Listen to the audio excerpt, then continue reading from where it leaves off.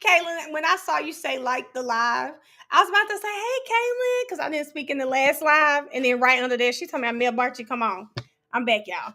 Y'all don't have my dog and Mariah's dog, child. And Mariah is a bigger dog. I hope it's not December and I'm telling y'all I had to make Mariah sell her dog. Because that dog is already big. And it's so big compared to Barchi. Hold on, y'all.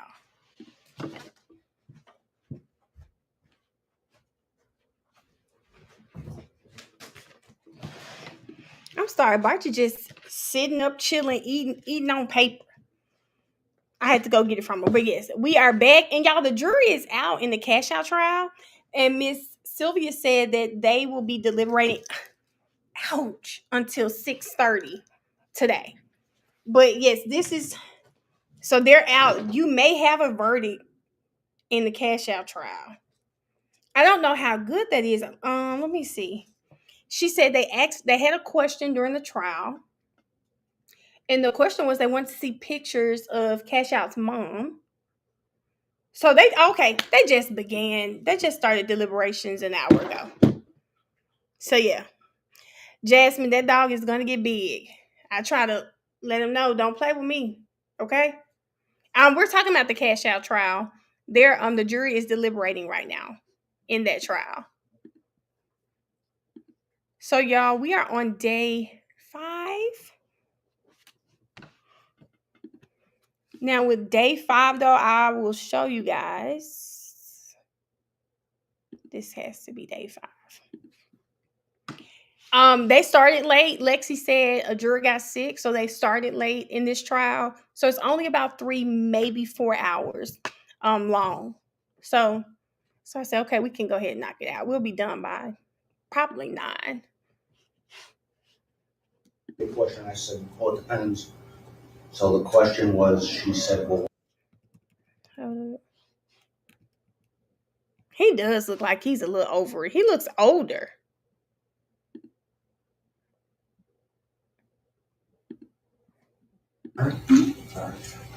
One thing though I need to bring to your attention is when we broke this morning, one of our jurors, as Gary was escorting the jurors out, he was approached and one of the jurors had asked him a question. Gary, go ahead, you want to tell us exactly what was said?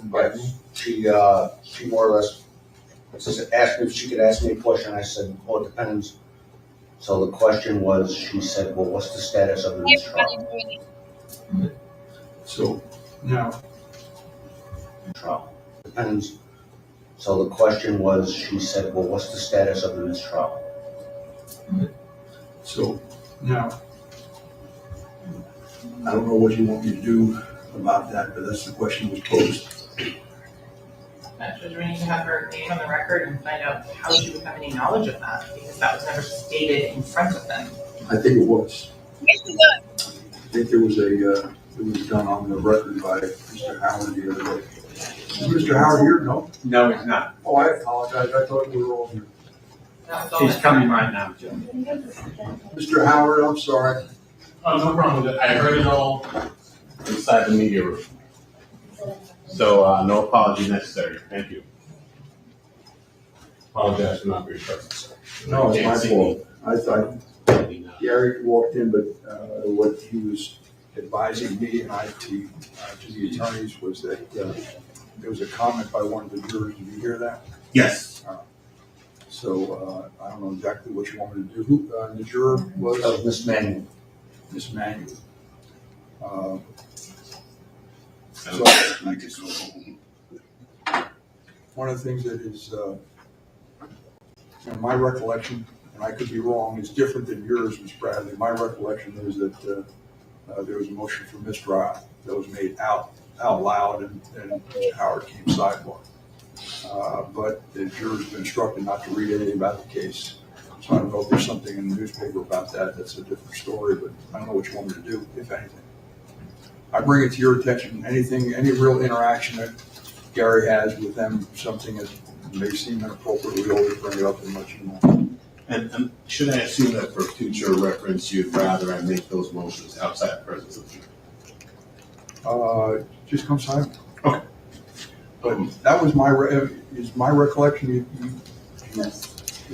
I thought you, at one point, I don't know which, there was two motions for mistrial. I don't know at which point, but I believe at least one point you stood up and said, I have a motion for mistrial. No, actually, there was a question asked. I said objection, move for mistrial, and No, you called the sidebar and asked me to hold it until the end.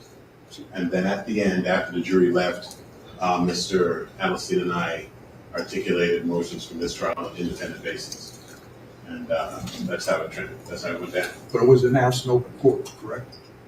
I said objection, move for mistrial. You called That's my recollection. I remember coming sidebar and there being that being said in sidebar. I don't recall it being said in open court. I thought it was said in open court. It was definitely open court, baby. Christine was probably grasping for straws, like, yes, please do a mistrial.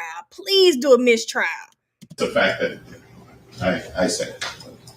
So again, I don't know what you want me to do, if anything. And the jurors, is that juror here, by the way? She's in the reception area. So anyway, I'll leave it to your discretion. It was announced in open court. There was a motion for mistrial. Gary obviously didn't answer the question. And, what did you respond, Gary? I told her I didn't know anything about that. And then she asked me, weren't you there? I said, I don't remember that. Anyway, that's where we're at. So you think it over. Let me know if there's any inquiry you want me to make, Madam. Yeah, I think you need to, the state's position would be that she needs to be brought in. Your Honor needs to inquire if she's seen anything in the media or any coverage of that, because that was discussed online, is my understanding. What do you think, counsel? Oh, to the extent that the court's inquiry of this jury is because of the state's faulty recollection that I didn't say move for mistrial. King Von fan, I don't know if you stumbled across the right page or the wrong page. We are not a group of fans. We are trial watchers. We're watching the trial, trying to figure out what's going on, what happened. So I can't speak for everyone, but I can speak for the host, baby. I don't really know any Melly songs like that. Just watching the trial. In front of the jury. I know that not to be the case. I did say objection, move for mistrial. You then called the sidebar, and the only thing you said was, please reserve that to me. That's my recollection. Yeah, that's what. Again, is that what you're concerned about, or is it concerned about just because it was said that you think I ought to inquire? Your Honor, I think that exact defense is peril. If we go forward and if they're going to waive any inquiry of this witness, if she's been looking at any of the other items or anything online, the defense brought to Your Honor's attention earlier. Because if they thought was laboring under the impression that there was some sort of cessation of trial and then started looking at media and news reports because they thought their jury service was over, that would be a problem. Better to have more information than less. So we have no objection to that being the procedure that we deploy. So you want me to bring her in, indicate to her that I was advised by our bailiff, Gary, that you had asked him a motion for mistrial and what had happened, and just ask her, how is it that you're concerned about that, or where did you hear about it, and just find out what information she's got and about it and where she heard it from. Is that the end of the inquiry? I would ask that you inquire from her if she conveyed any of that to any of the other jurors. Anything else? No. Unless the court wants to say, unfortunately, I denied it. So we're going to ask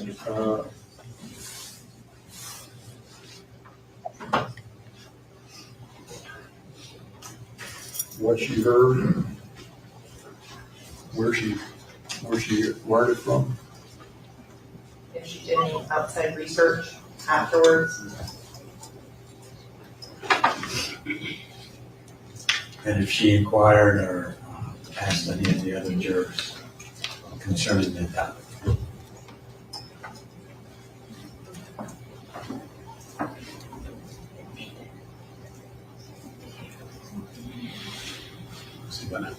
Anything else that you want me to ask, counsel? Is that anything else, Dan? Nothing, sir. All right.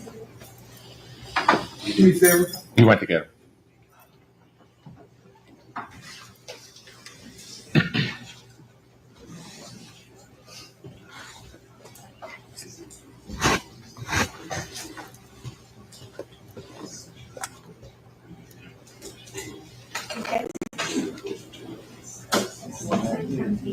Okay. I don't like that.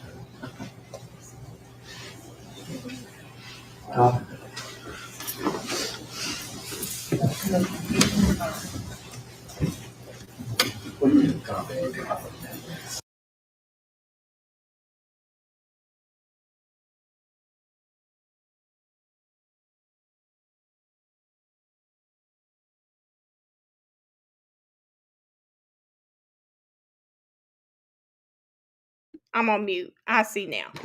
But Erica, yes, you're correct. They made the motion in front of the jury right after she introduced the Instagram post, and he said it very loud and very annoyed. Objection! I'm moving for a mistrial.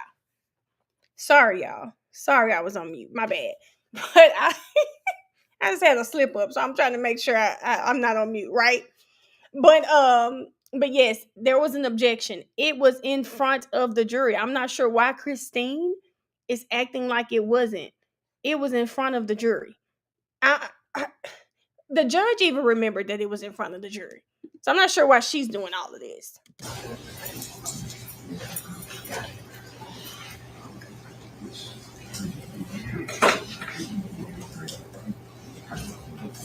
Just quick.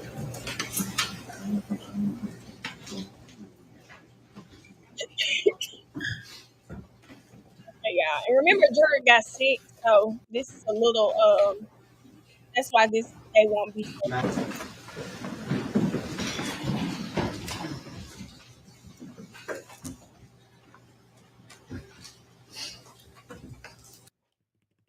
Or jurors, Ms. Manuel. Counsel, please be seated. Ms. Manuel, please be seated. Ms. Manuel, why I brought in is my bailiff indicated to me that when you weren't able to start this morning, that he was escorting the jurors out, and you approached him and asked him about what happened with the mistrial or something to this effect.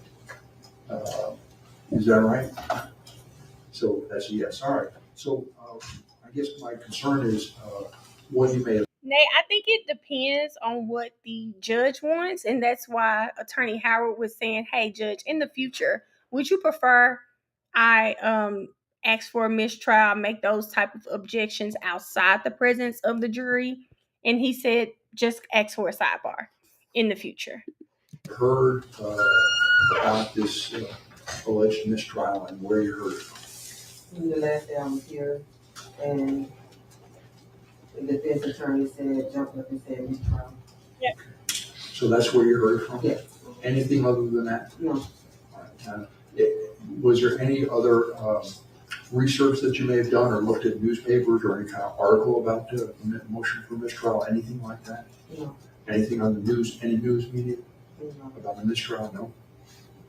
And last but not least, did you speak with any of the other jurors about the motion for mistrial? No, when Gary came in and asked us this morning, do we have any issues, any questions?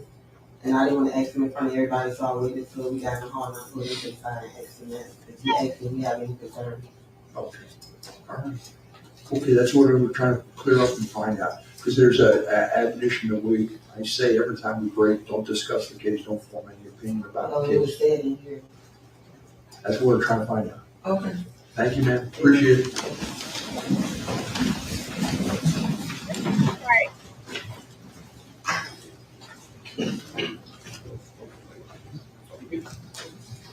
Thank you. Let the record reflect the juror stepped out. Counsel remain will defend. Anything you wish me to do regarding this issue with this manual? Christine just. No, sir. So we otherwise ready to proceed? Sure shows up, yes. I think, are they all here? As far as I know, yes. Okay, so see if they're all here. If they're all here, we'll start. Yeah, he did say we're short 2 or 3. 3. But they're here now? All right, they're all here now.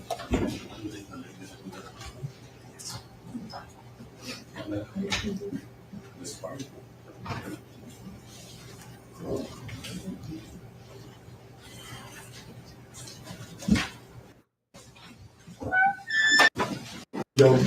Sorry for the late start. Hopefully everybody's all right. We appreciate your patience. We also appreciate the fact that you're all here, and we thank you.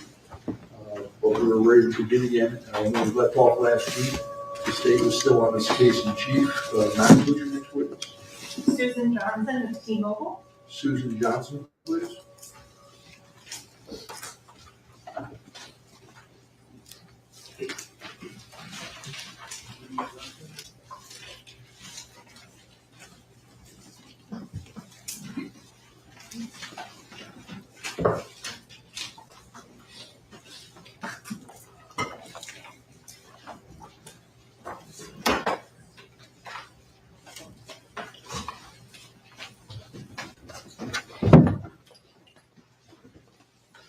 Good afternoon. Are you Susan Johnson? Yes, sir. Welcome. Thank you.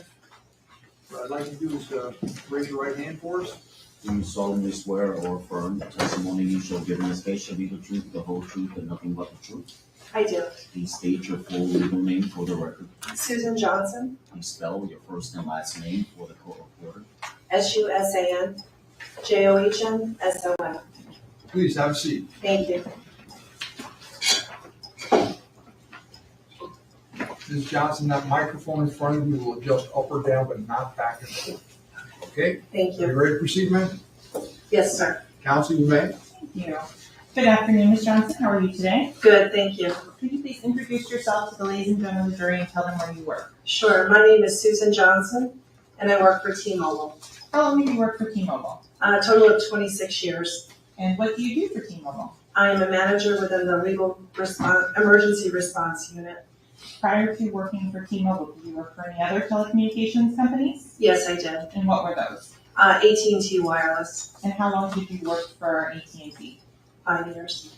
How long in total have you worked in the telecommunications industry? 31 years. So you indicated you were part of the manager of the emergency response. Legal emergency response. And what does that mean?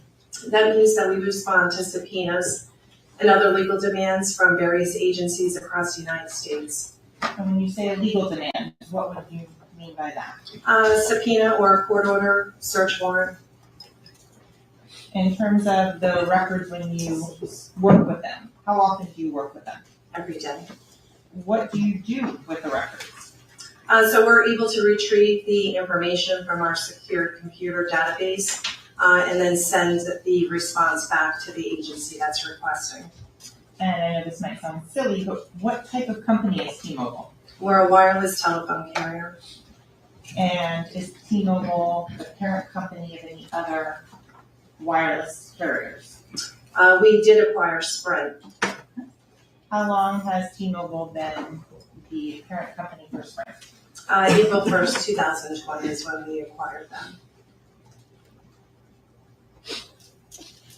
In terms of the information that is kept by T-Mobile, do you keep phone call records? Yes. What would you call those? Call detail records. Do you keep information regarding the networks? Yes. Do you keep information regarding subscribers? Yes. What type of information is kept in a call detail record? So call detail reports will show incoming and outgoing phone calls or text messages made or received by the cellular telephone. Does T-Mobile keep that information as to when data is used? Yes. Will a data phone call or video call show up in call detail records? No. Does the information show who is being called? Yes, it will show the transaction of the outbound or inbound phone call on the call detail records. Does T-Mobile keep the cell site information for the call, the outgoing non-T-Mobile subscriber? No. What's the purpose of collecting this information at T-Mobile? Billing purposes. Is there any consideration as to the health and optimization of the network? So we keep what is known as timing advance records, which is solely for engineering purposes, so that they are able to check up on the network, yes. When a phone call is made from a cellular device or handset, can you describe from the network perspective what happens? Sure. So what happens is the phone reaches out to the tower with the strongest signal, which is not necessarily the closest tower. So for example, we can have a tower on top of the building, or we can have one down the street. However, the one down the street might be the stronger signal and would pick up that call. At that point, it's transferred to our switch, and our switch is what records all the information that you will see on the call detail records. At that point, it's then transferred to a landline company, and it's the landline company that actually delivers the call. So you mentioned true call data. What is that?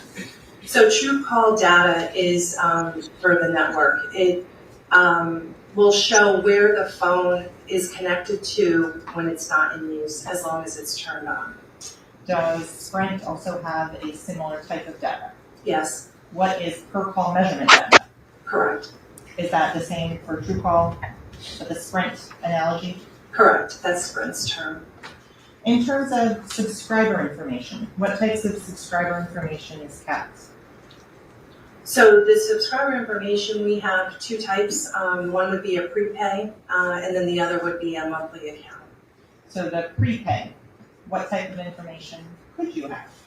So prepay, a customer is not required to provide their information, but they could provide a name, address, and date of birth.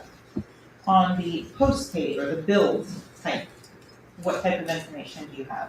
So we would have the name, the address, date of birth, social security number, and we actually do a credit check on that individual.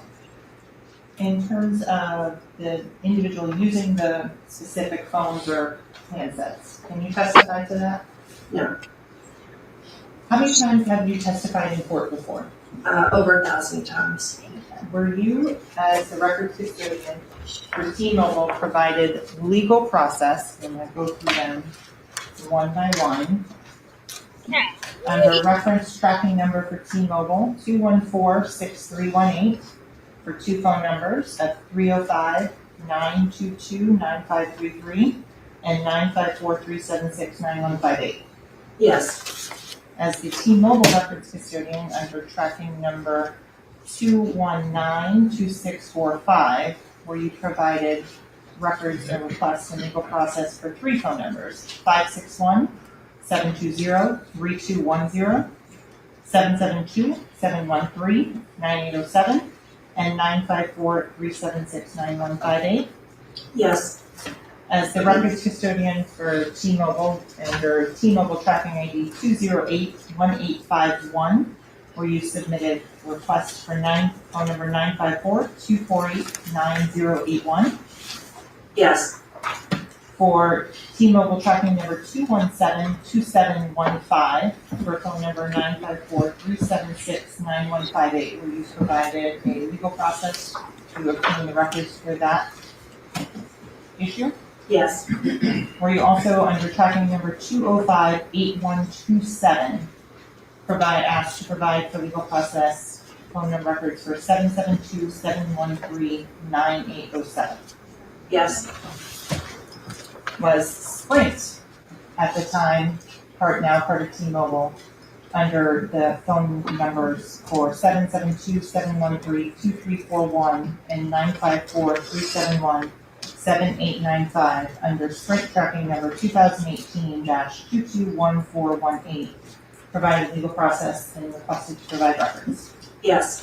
Was Sprint under Sprint case number 2019-15821 asked to provide records with regards to phone number 225-529-5054? Yes. Prior to coming into court today, did you have the opportunity to review the records that were provided? Yes, I did. Are these records made at or about the time they are created by a person with knowledge? Yes. Are they kept in the regular course of business of Sprint and T-Mobile? Yes, they are. Is it in the regular practice to keep such records? Yes. You're at this time approaching with what's been labeled as states 000 for identification purposes and previously shown to defense. Ms. Johnson, do you recognize this USB? Yes, I do. How do you recognize it? My initials and today's date are on the USB. And does those USB fairly and accurately represent the records that were provided by T-Mobile in response to the tracking numbers that we just discussed, as well as to Sprint and the tracking numbers and case numbers they just provided? Yes. Here at this time, the state would offer it states 000, as states 63. Any objection? Yes, Judge. Objection? Relevance? Sure, why don't you come side by side?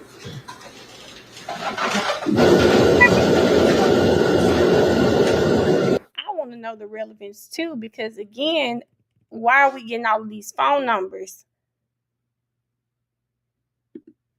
Okay. Now, in this particular file, 2018-221418-6155597.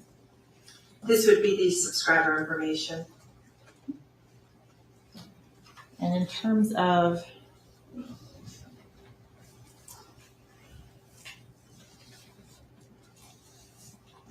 looking at this particular one, I'm going to zoom in. What is the billing name for this? Chris Thomas. And going to the second one, what is the billing name on this one? The first name is Dontavius. Last name is Withers. Withers.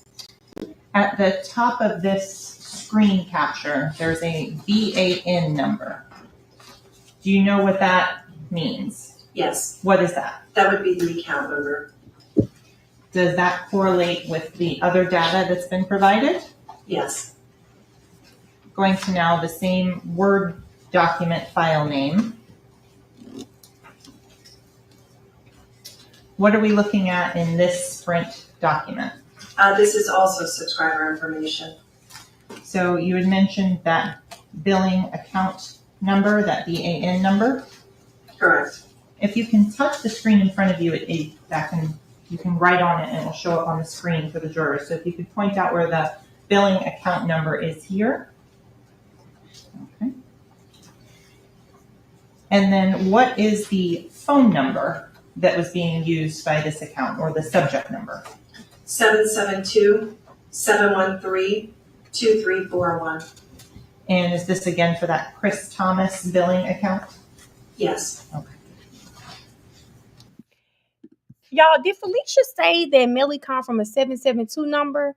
And I know we haven't gone through all of the numbers. I'm just trying to get my mind prepared if he was calling from Juvy's phone.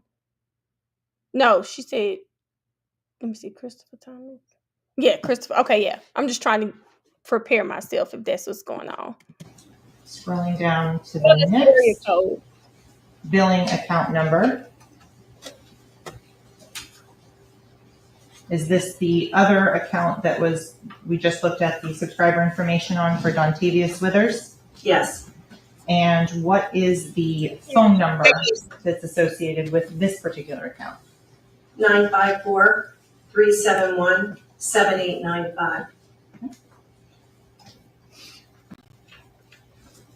Going on to 2019-158-210-6566861.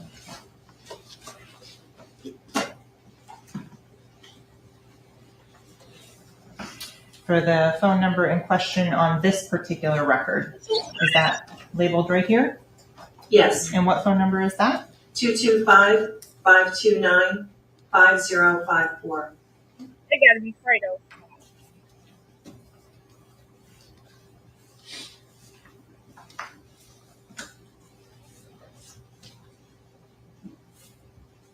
And looking at the Microsoft Excel viewer, can you explain to the ladies and gentlemen of the jury what we're looking at here? These are the call detail records with cell site information for Sprint.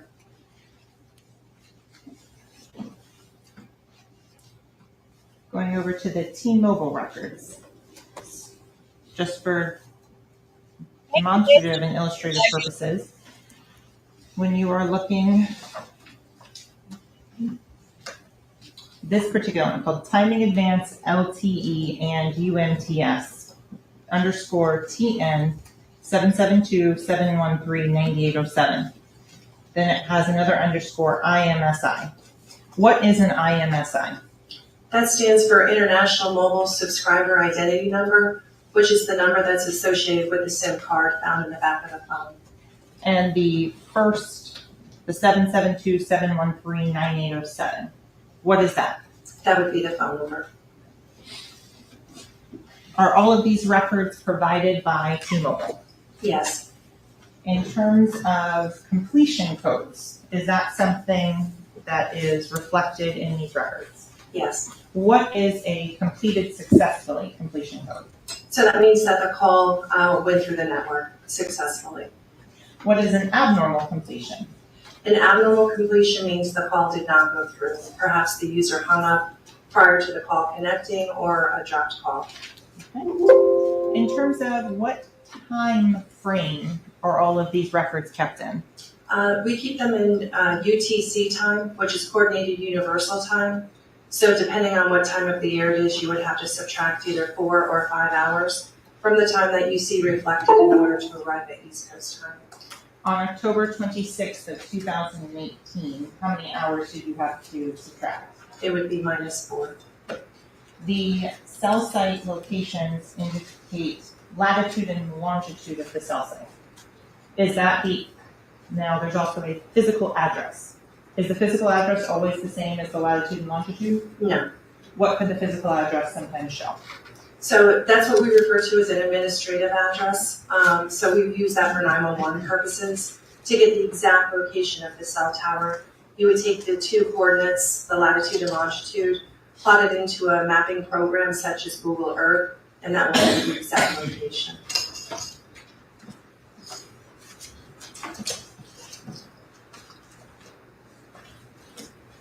There's nothing further of this witness, right? Counsel, is there any cross-examination? 1 second, Juror.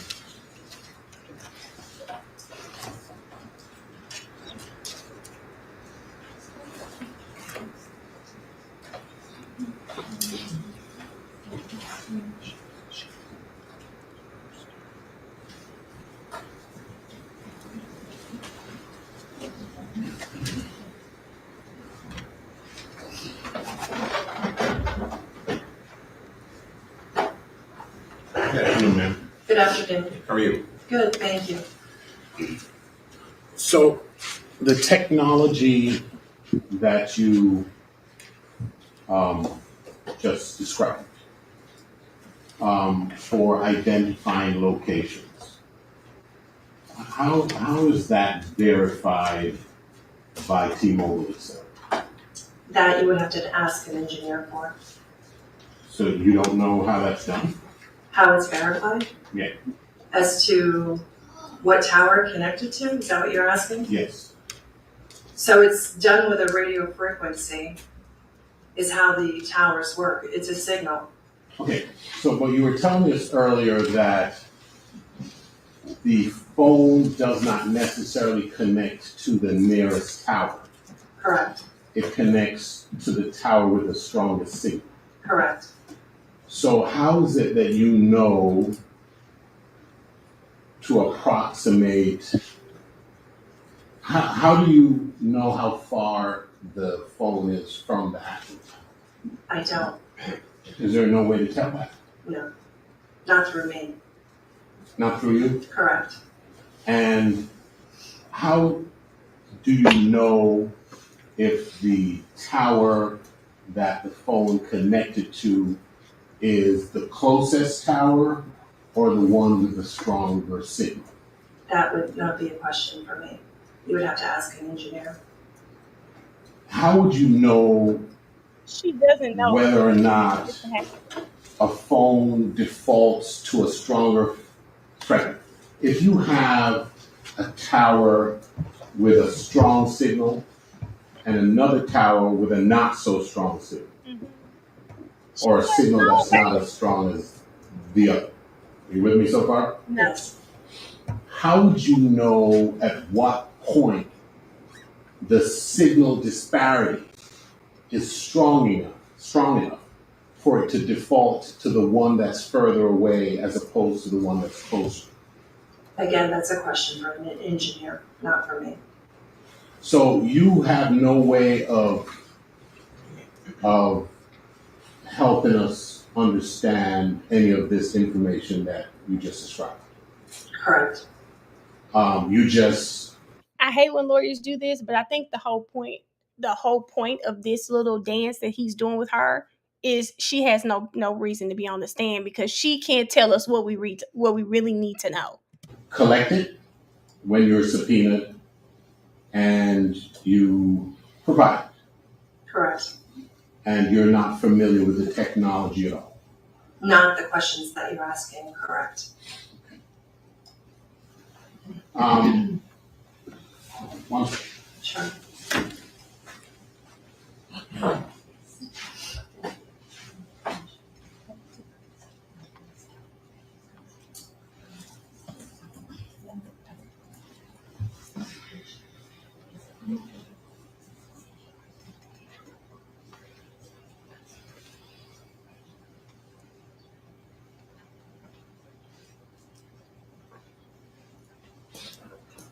Is it correct that the data location information, the purpose that you worked with Sprint and with T-Mobile at some point, I'm a T-Mobile employee. and you were a Sprint employee at some point? No, sir. You were somewhere else? No? AT&T. AT&T. Correct. The purpose that AT&T, and in this case now T-Mobile, collects this data location information is for billing. Correct. That's its only purpose. And network engineers collect to optimize the network. Okay. It's not used for identifying the locations of customers' phones beyond the purpose of just billing. Correct. Okay.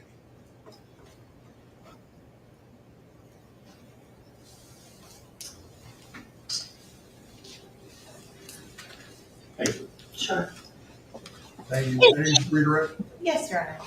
Ms. Johnson, counsel asked you how you know something didn't happen. Is that a fair question? Objection. Sustain, rephrase. With regards to these records, are they accurate? Objection. What's the objection? Lack of foundation, Chief. Why don't you come sidebar? No. Here we go.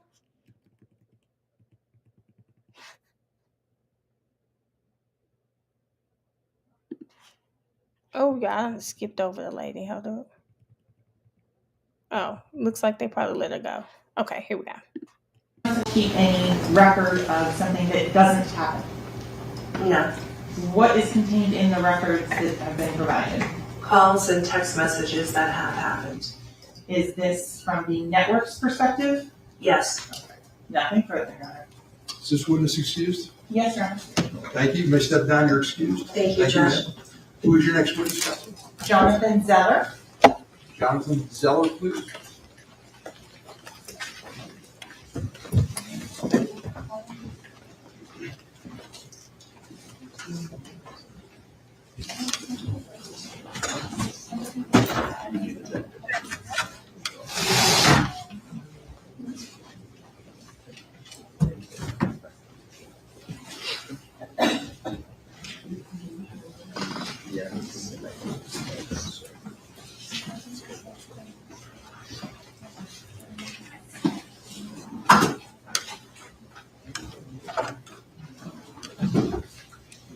Good afternoon. Good afternoon, sir. Are you Jonathan Zeller? I am, sir. Welcome. Come on up here, sir.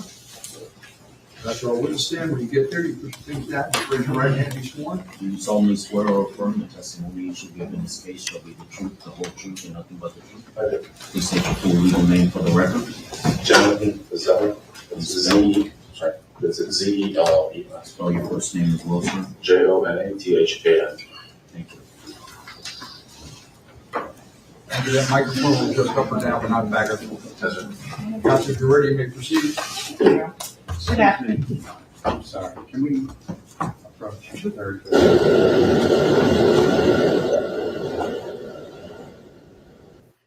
I don't know why it sounds like we're underwater when they do that. Court is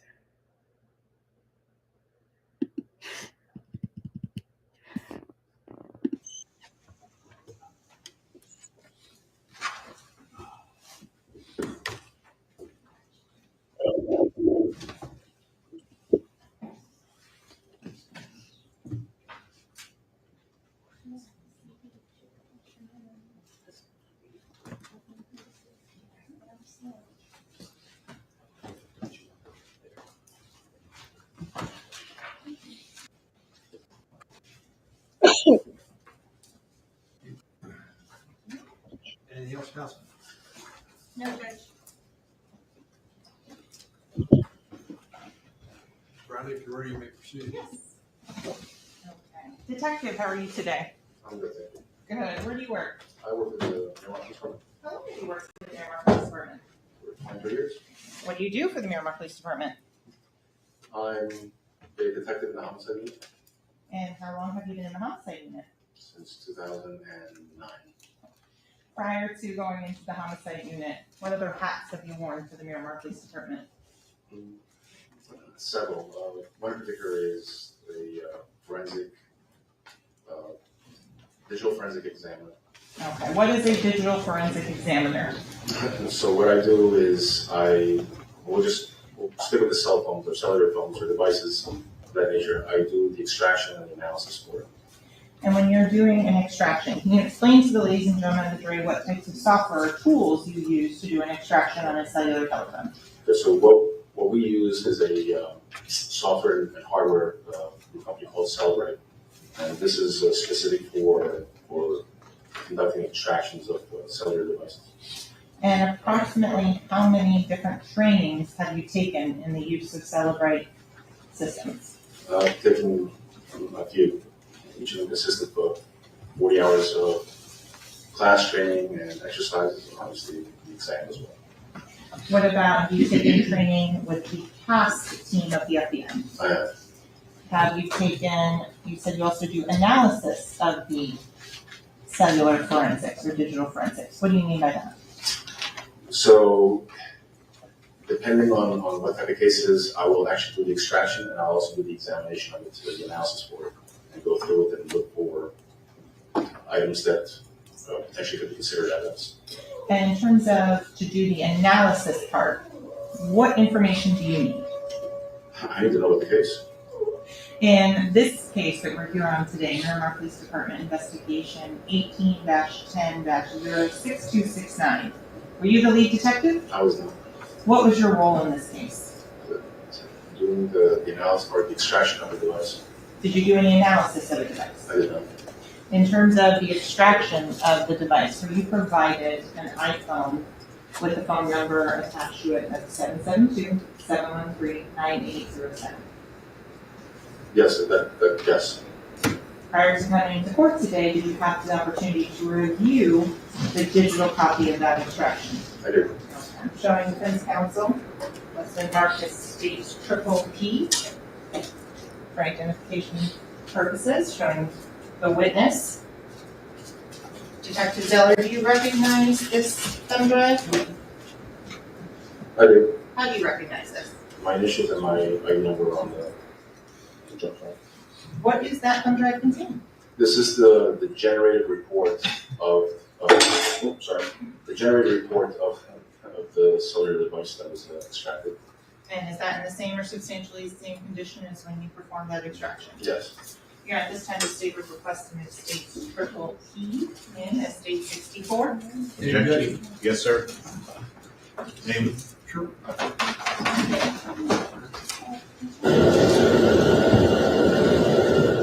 I just wish it didn't sound like they were underwater every time we did that. I don't want to skip. Okay, here we go. What's the next number? 64. Thank you. So Detective Zeller, can you explain to the ladies and gentlemen of the jury what an extraction does? So the extraction consists or is done in order to obtain whatever is on that phone and to put it in a legible or readable report that's easy for someone to look at. And some of the things that you get also by doing that, you may get items that have been deleted, so on and so forth. That's why we do those types of extractions. Nothing further from this witness, Your Honor. Any cross-examination? Yes, just briefly. How are you, sir? Good news, sir. You said you did a phone dump here of a particular unit that the state referred to, That's correct. and you have not analyzed it? No. You don't know if there's any relevant evidence on it at all? That's correct. Okay. And you don't know who it belongs to, do you? I do know who it belongs to. Obviously, I'm in the office, I know who it belongs to, but as far as the contents of it, I don't know. You don't know who uses it? I do not. You don't know who it's registered to? I do not. Okay. 1 second. And as to any contents of that phone, you don't know if they're texts, who authored them? Once again, I don't know the contents of it. This is a mess. Okay, Your Honor, we'd like to come sidebar if you permit. I think I'm just confused on why are you calling all these people who can't tell us anything? It's giving seat fillers. These people are seat fillers.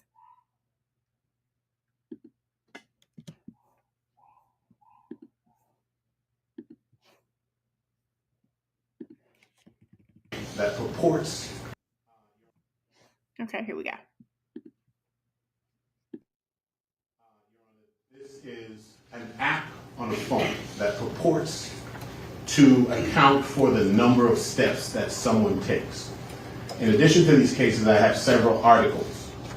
There have been lawsuits about the accuracy of the data that is compiled by this type of app, because what it's doing is it's assessing reverberations. So, for example, one of the experts we spoke to indicated that his wife plays the piano at church, and every time she goes to church and comes back, she's taken 20,000 steps because she's doing like that.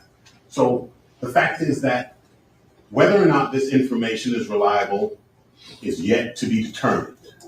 Whether or not the technology has advanced to the point of being reliable is yet to be determined. But this court cannot admit it until the state first meets its burden of establishing the reliability of the data that is compiled or purportedly developed as a result of the technology.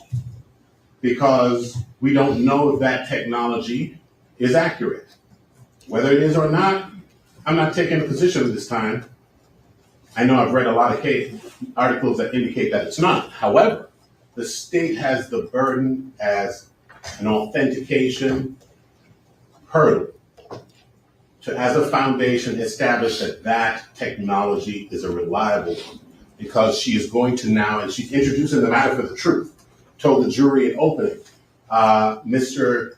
Demons, who she believes had the phone but has no proof of that to begin with, walks 70 steps. Says who? Says an app. What app? The one in his phone. Is it reliable? We don't know. Why? Because she has not established the reliability of the technology as a predicate to the admission of the data.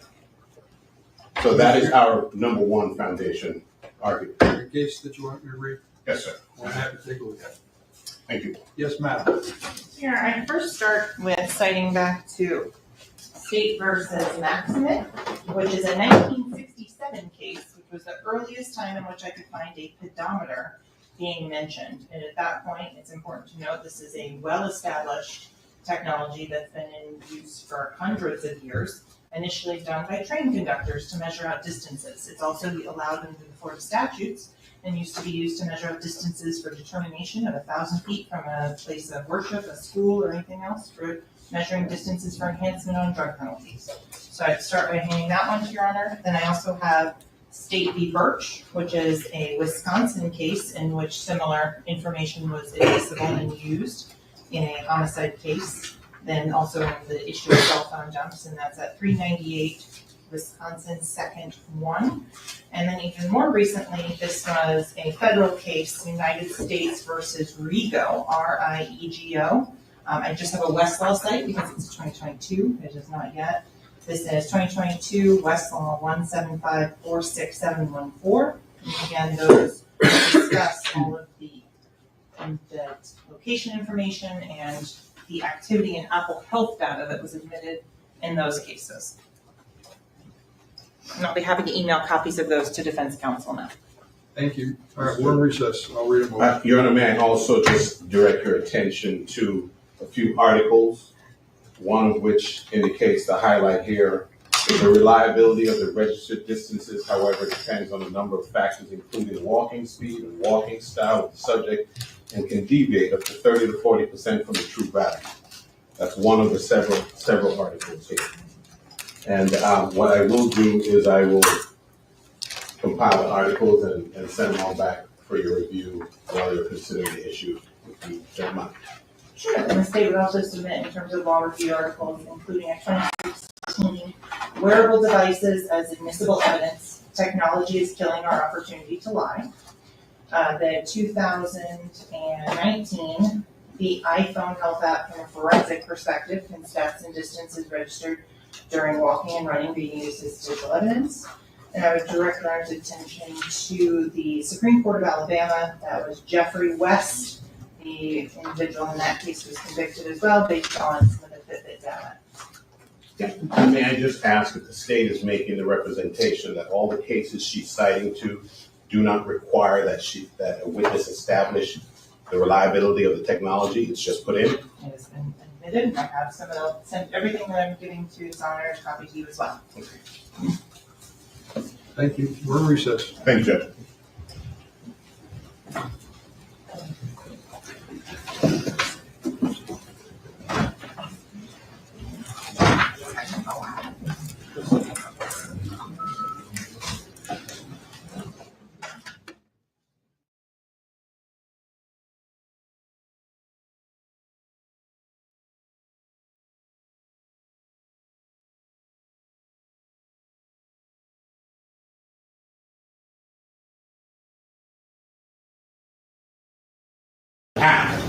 Because what it's doing is it's assessing reverberations. So, for example, one of the experts we spoke to indicated that his wife plays the piano at church, and every time she goes to church and comes back, she's taking 20,000 steps because she's doing like that.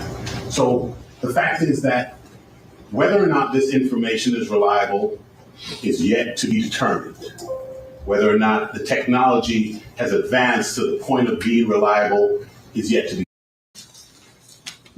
You did, sir, 2 data dumps from actually speak to the objection being made at the time that it is sought to be introduced. As a matter of fact, some of those cases rejected the appeal because even though the predicate wasn't made, the objection wasn't made at the time the evidence was sought to be introduced.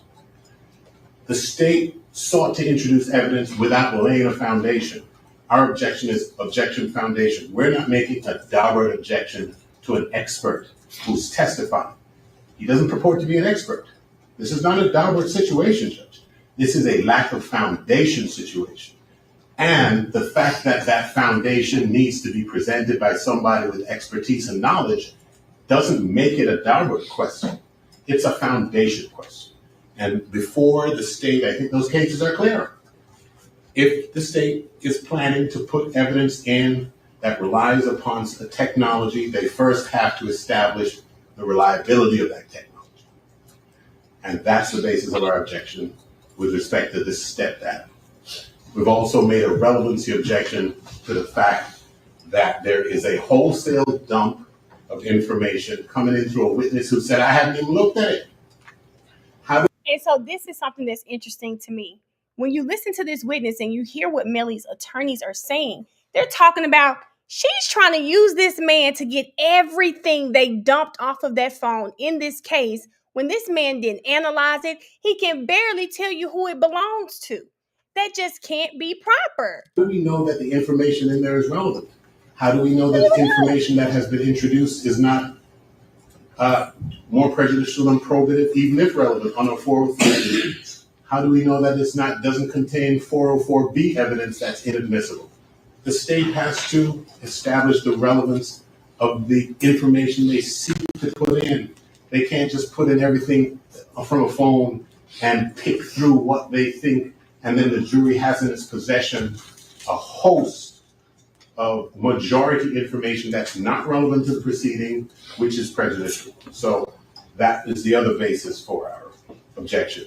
Also, a lot of the information contained in there is hearsay. Hey, K. Schmidt, thank you so much for gifting 5 millionaire male memberships. Thank you. I know you always in the cut. I appreciate it. And if you get a membership from K. Schmidt, please just say thank you in the chat. That's how we do it over here. Act like you got some manners, okay? Have some class and say thank you. They said, well, it's his phone, so there's no hearsay objection. There are texts between people. There's also evidence that we have that is. Thank you, Lexi. Lexi just gifted a membership as well. Please be sure if you get your membership from Lexi, just say thank you. I appreciate both of you ladies. Thank you. Establishes that phone was being used. The phone comes up as the name Sakchaser Howard. Sakchaser is the nickname of one of the decedents. Mm-hmm. That phone is used interchangeably so much that when you dial with it, it comes up with one of the decedents' name as the identifier. Oh. It's in the name of Jamie King, not Jamell Demons. It was retrieved from Jameson Francois, not Jamell Demons. So it's neither in his name, it wasn't retrieved from him, and it comes up with an ID. It was being used after the defendant was arrested. We have information here that indicates that definitively. It shows the phone being used to call. It shows the same step data from that very unit after he is incarcerated. So it's obvious that it's being used by several other people. So we can't even say that it's his phone and the information there is therefore all relevance, all information on it is non-hearsay because it's statements of the defendant. Not only is it being used by others to text, to call, being carried by others, it's in somebody else's name, retrieved from someone else, and this witness has not analyzed a single letter, all the information they're seeking to put in. Okay, guys, the whole this is not his phone argument, the way his lawyer just explained it, if I'm on the jury, I might be inclined to believe, well, not be sure if it was his phone either. He said the phone is in Jamie King's name. It was retrieved from Track, which is the manager. Sometimes when you were calling it, it would show up Sakchaser. It would show up Sakchaser. And he said when Melly was arrested, the phone was still being used. Why am I using Melly's phone if I have my own phone? Especially after he was just arrested for a murder. The way his lawyer is explaining it, hell, he got me. I don't know if it's his phone either. I maybe he used it often, but sometimes he didn't have it. So there is a ton of irrelevant evidence that is being introduced, and a lot of it is going to be prejudicial, 404B and 403 evidence, and that's why we objected before. I didn't wait until after, because one of the points that the court made is you already let it in. We objected before, Judge, and you told us, overruled, let it in. It's still a problem right now, and we're trying to stem the damage before it goes too far. And we think that the issue has to be addressed before this information is used and it goes forward, both on the foundation issue, on the technology issue, authentication issue, relevancy issue, 403, 404B issue. Thank you. The relevancy issue is relatively low, counsel. My understanding, where's the phone located at, counsel? The phone itself? Yeah. That will be introduced through the... No, where was the phone located? The phone was located, it was taken from the defendant's manager on February of 2019. The defendant was providing the passcode and information via jail calls to his manager to use it on that. And the phone also authenticates itself in terms of every single photo that is on that, whether it be a selfie, a screenshot of a FaceTime conversation, or anything of that, goes back to this defendant. And they have to establish it before they put it in, not after the fact. Right. This notion that they possess information that makes it relevant. If they do, present it, and then it's relevant at that time.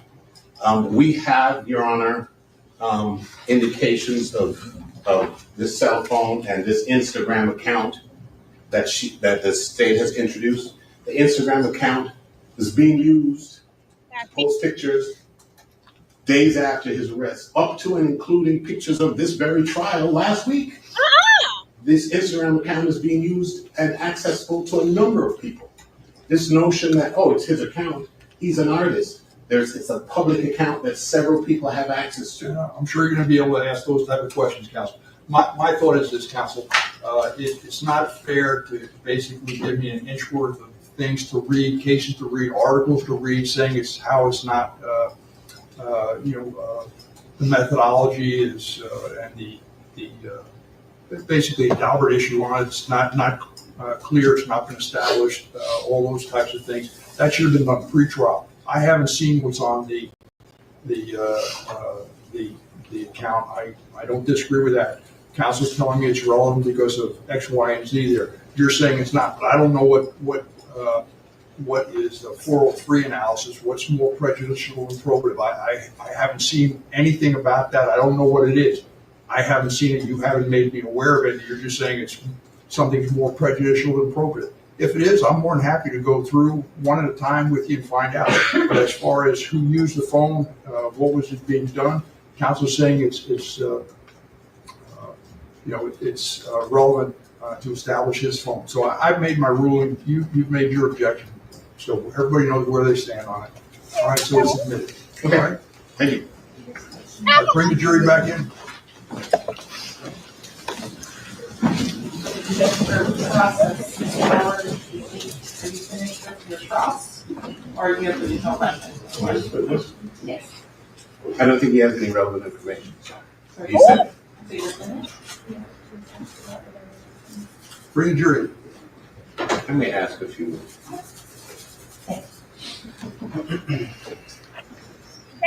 I don't think he has any relevant information, so.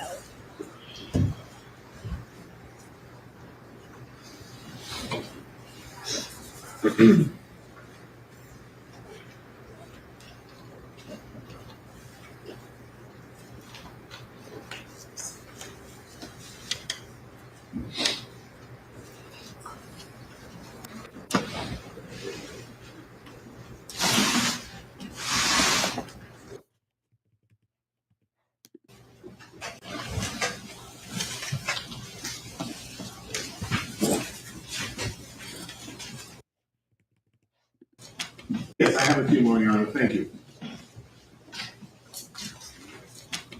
You did, sir, 2 data dumps from the device in question.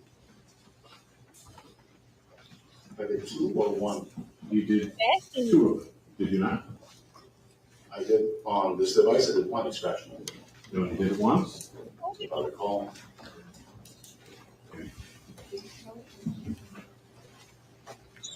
Did you have the data verified by any third party for completeness of the download? No.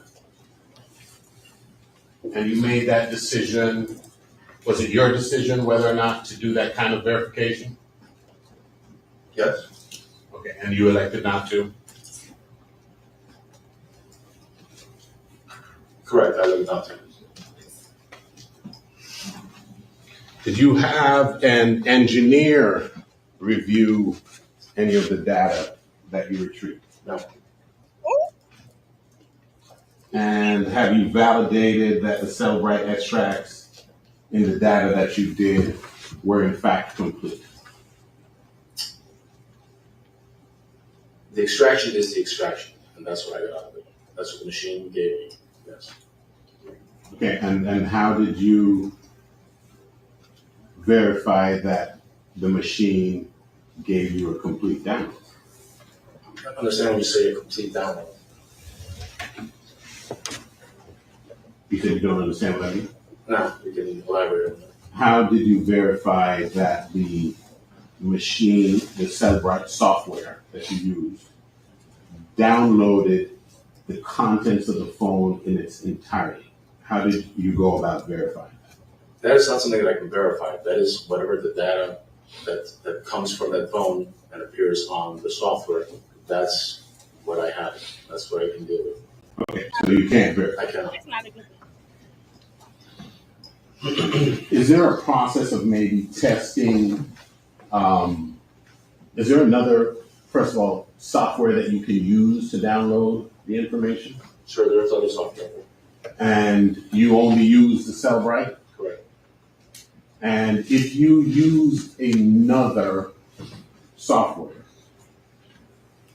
and compare the downloads, that would be one way for you to test it, whether or not the download was complete, right?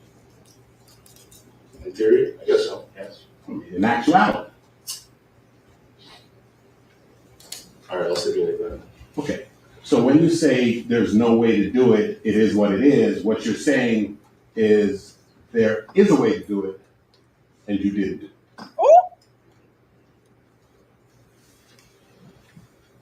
If that's what you want to call it, but it's not true. That's not correct. Oh, so you did test it on another software? No, I did not, but this is the only software that I have available to me. Okay.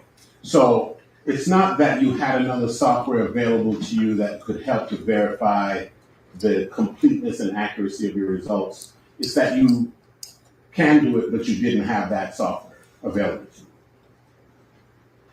Well, correct, I did not do it now. He said, Do you know anything about the testing of the technology of Cellbrite as to its efficiency and operability? No, I don't. I'm not an engineer for them. So you, pardon me? I'm not an engineer for them, Okay. So it would take an engineer to do that? or somebody from that company, not me. Okay. So it's like any kind of software. If you have the software and it doesn't work in totality or it doesn't work completely, you're stuck with the answers. I'm not understanding what you're trying to get at, but you rephrase it one more time, I appreciate that. If that Cellbrite did not give you a complete and accurate download, you would have no way of knowing it. That is correct. Okay. Because you didn't have comparable software or similar software to test the results against. Correct. Okay. So you're just trusting in the faith. You're just having faith that the Cellbrite. Sustained. I knew that was going to be sustained, David. You are relying upon the accuracy and completeness of the Cellbrite technology, right? That's correct. Even though you don't know anything about whether or not it works properly. Correct. Okay.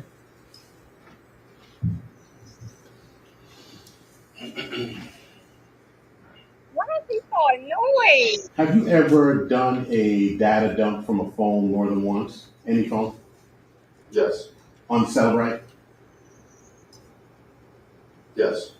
And was it a phone that left your possession and then you regained possession of it?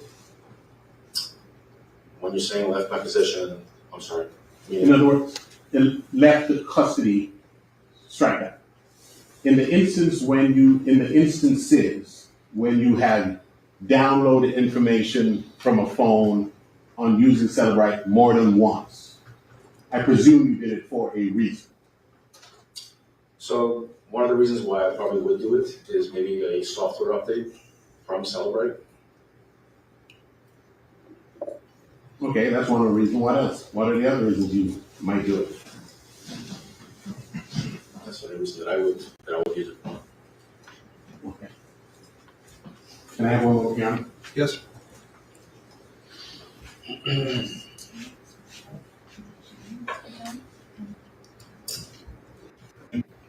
In June, what year is this? And then another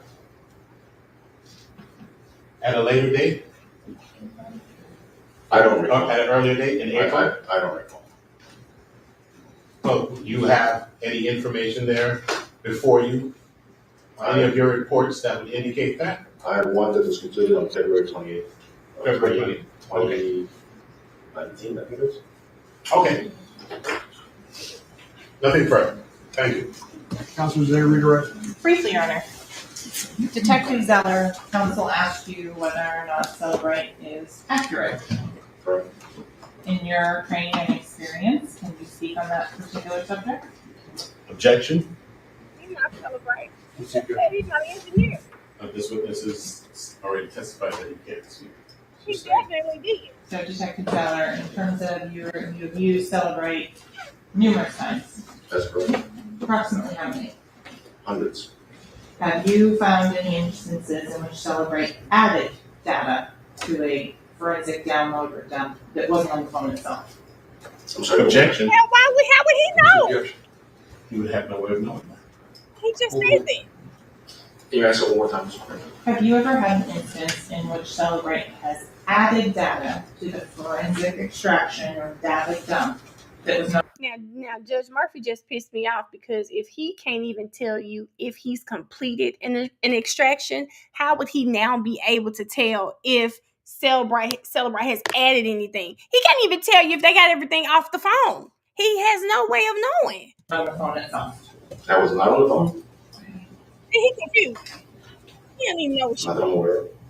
In terms of the way to physically review, how would you do that on a cell phone and compare it against a Celebrate extraction?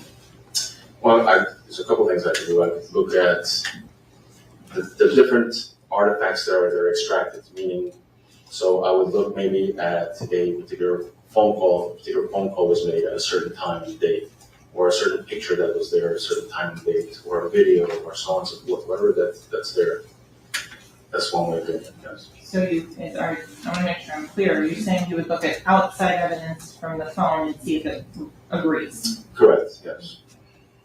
In terms of the information and the data that's put out there, what is the purpose of taking it off the phone? Well, you also don't want to use the original, and you're pretty much making a copy of the phone so that you don't ruin anything, delete anything, or compromise the device, or anything of that nature. So you work off that copy. In terms of when the phone is brought to you, are there steps that are taken to make sure that there's no outside or internet or network access with the phone? Yeah, so usually the phones are put in what's called airplane mode, where you disable all cellular connections. And in terms of the type of extraction that was done in this case, what type of extraction was done? This is called an advanced logical extraction. So, What does that mean? so there's different forms of extraction. The advanced logical pretty much gets, for the most part, I'm going to use the word everything on there. When I say everything, meaning the context, the pictures, the videos, the communications, any sort of communications that are on there, deleted items, specifically deleted items. Okay. And in terms of to get the advanced logical extraction, what information do you need as an examiner? Meaning, I'm Do sorry. you need the passcode to the phone? Yes, you do need the password, correct, yes. Nothing further. Your Honor. Is this witness excused? Yes, sir. Thank you. You may step down. You're excused. Thank you, sir. Thank you. For your next witness, please. Brendan Collins. Yes, sir. Welcome. This is our witness stand. Can you go over here, please? When you get there, just remain standing for a bit. Raise your right hand and be sworn. You solemnly swear or affirm the testimony that you give in this case shall be the truth, the whole truth, and nothing but the truth. Yes, I do. Please state your full legal name for the record. Brendan Collins.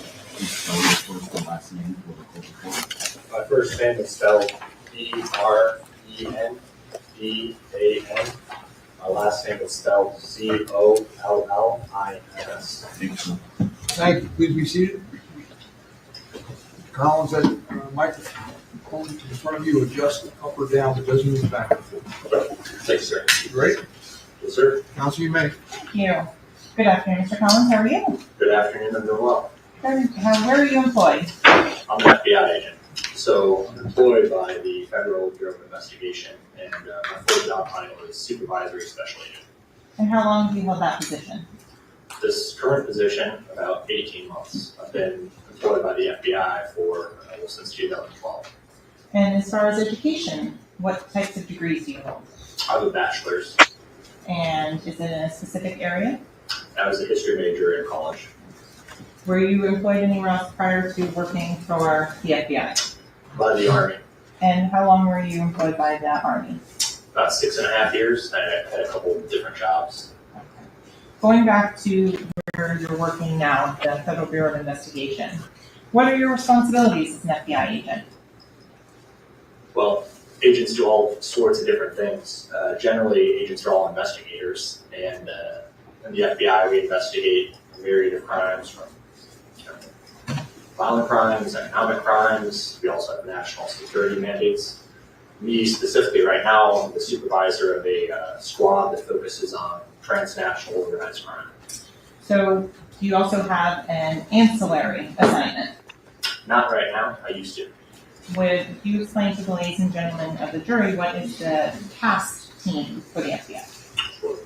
So CAST, or the Cellular Analysis Survey Team, is a group of specially trained and equipped agents and task force officers who do cellular analysis or mobile device location analysis. And so when you say that, what types of records are you working with? Usually records from phone companies or other service providers. Okay. Can you explain to the ladies and gentlemen of the jury what is historical cell site analysis? Sure. So when someone uses a phone or a mobile device to do something, to make a call, to send or receive a text, to check a sports score, or check your email, post something on social media, that's to connect to a cellular network or through internet.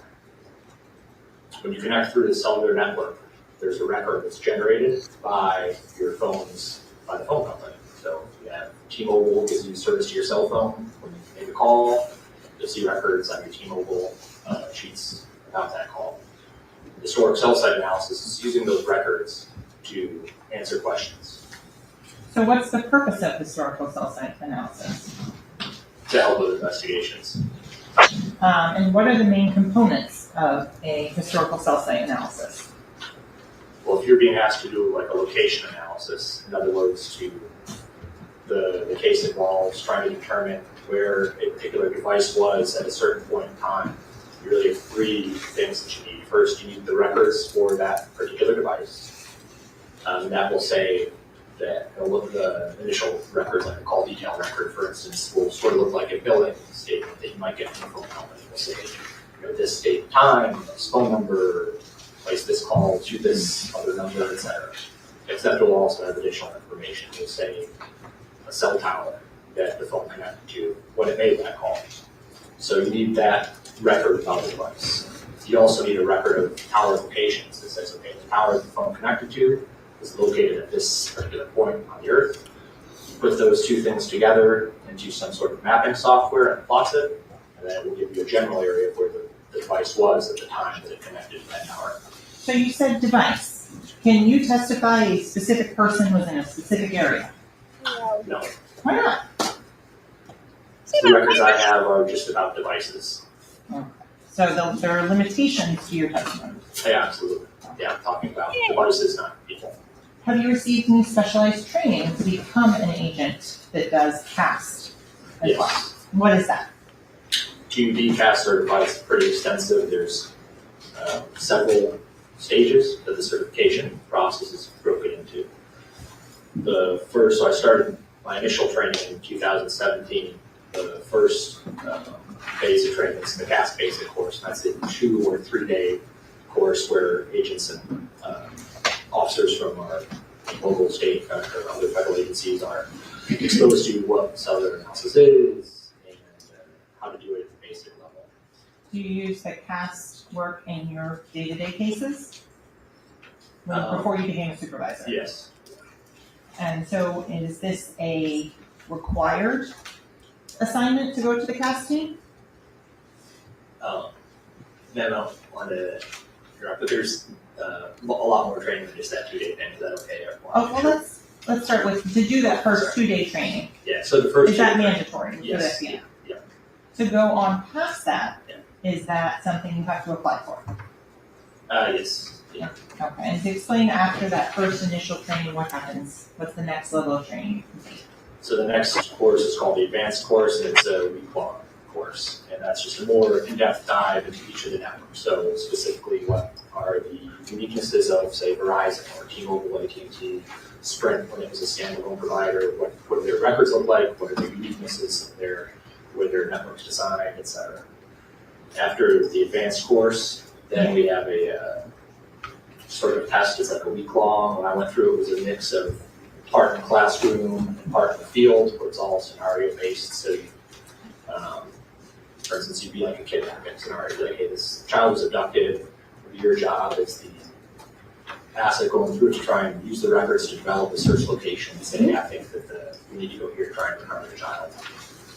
You do a portion in the classroom, you do a portion in the real world. They have test rooms set up in different locations, and you validate the results right there. So you either find the person or you wouldn't. And at the end, you either pass or fail. So I passed, and I was allowed to continue to the certification course, which is a 4-week course. The first 2 weeks are very academic. We have a week that's basically a semester's worth of material condensed into a week. It's put out by professors from the Florida Institute of Technology. We bring in representatives from all the major cell phone providers in the U.S., both their law enforcement relations and records custodians personnel. We talk about these are the types of records that we keep in our specific record, which is our specific company.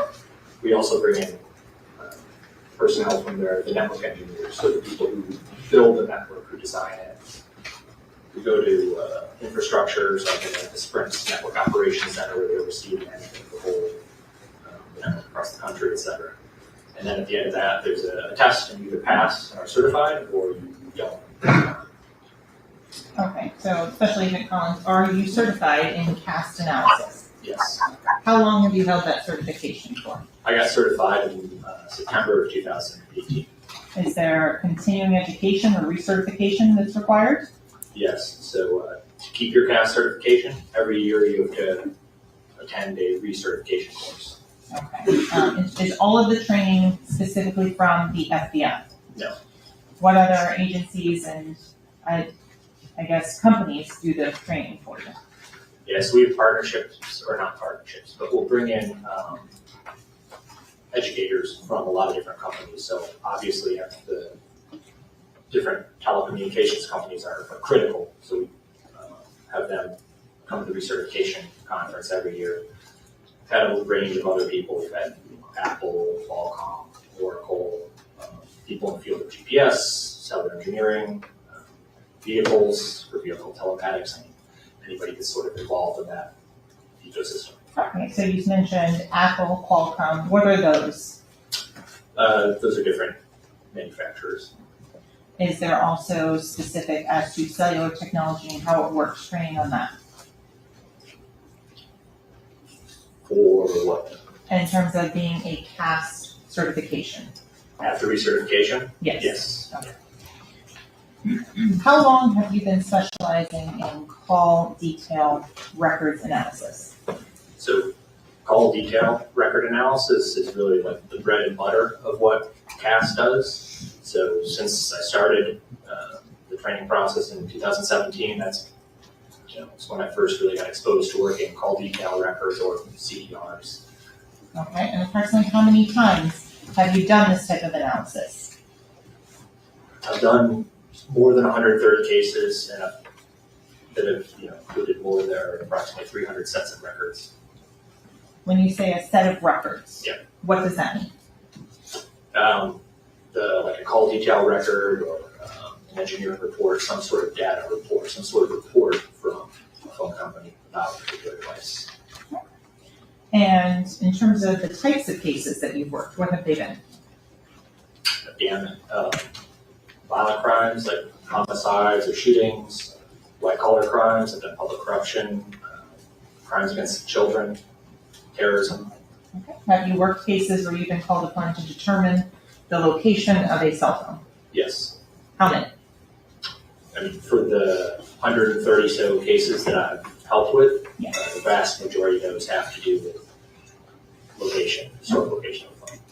Have you had the opportunity to validate your historical call data reconstructions, or that you do? Yes. And how do you do that? Well, as we mentioned sort of during I was talking about the train up, if it's a situation, a case where we're trying to find someone who we believe is in possession of the device, and you do an analysis and you say, I think we need to go to this house, and you go there and the person and the phone are there, that's validation.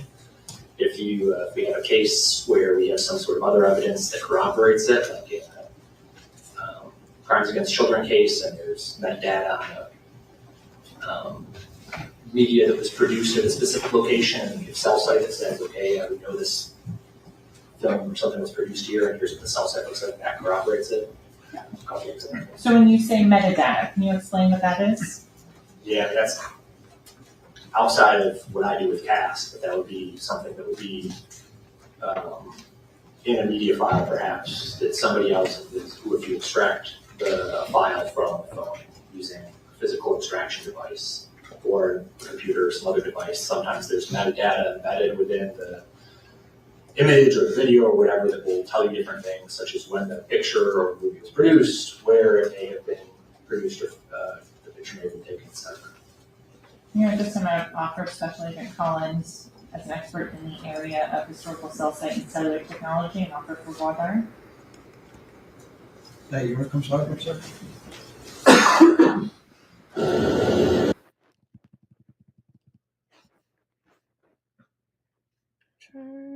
He is.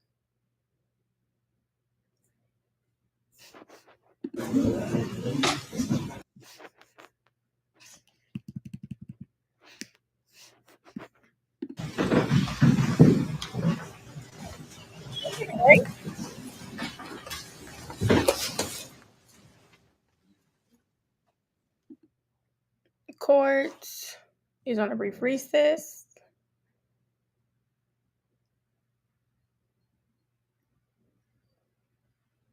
Saying, I think that we need to go here to try and recover the child. The portion Testimony regarding analysis survey team. Is somebody getting coffee? It sounds like someone's getting coffee right there. Expert testimony in the area of cellular phone forensics and on the CAST report is admissible at trial. What's the issue? So I believe counsel is trying to state that we are going to object to the admissibility of the CAST report. We had stipulated to his testimony after deposing him. And then I will also bring to the record, she's trying to bring in 3 different CAST reports. When we had deposed Agent Collins, we only had deposed him as to 1 CAST report. We had extensive conversations about whether the state would be bringing in the additional CAST reports. We had agreed at that time, if they were going to bring in those reports, she would let us know and we would depose him again. That never happened. We were always told it would be the 1 report of the 2 phone numbers. And which we are objecting to the admissibility of those reports based on hearsay. Also, they are misleading, and also the information in those reports have not been properly validated by an engineer. Okay, so as of April 4th, 2022, what report was in existence as far as Special Agent Collins? So the first one that was with regards to Anthony Williams' cell phone, as well as Mr. Demons' cell phone. That one was What done. other reports are out there? The other ones were generated in May of 2022 and immediately turned over to defense counsel, and I have a very different recollection of that. This was listed at the same time as Mr. Zeller that we just had, so there was never any additional office request to depose this witness. But Special Agent Collins has been available for the last Why would they not do however long if they so chose to do so. And Judge, I would just for the record make an objection to her characterizing that particular phone that is actually registered to J.D. King as Mr. Demons' phone. I don't believe that has such validity. Thank you. So, what is the report? Judge, I'm sorry, I didn't hear what you said. I asked for the report. I need to know what the report says. I'm not familiar with it. Yes, sure. So they're all substantially similar. They do different cell phones at different times. That one is the one of Mr. Demons and Mr. Williams, explaining how the cellular Objection, sir. explaining how. I don't understand. I'm asked for what the report is. I want to see it, and you say objection again. What's your objection? My objection is to the characterization of that it's Mr. Demons' phone Thank and Mr. Williams' phone, actually. You got a little upset right there.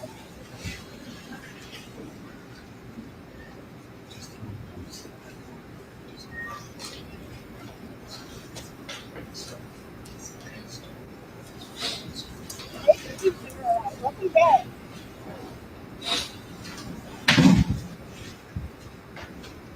Christine knows what she's doing. Look at that corona. Yes. Do you have another copy of the report? She emailed it to Miss Liberty. Mama with that blue hair.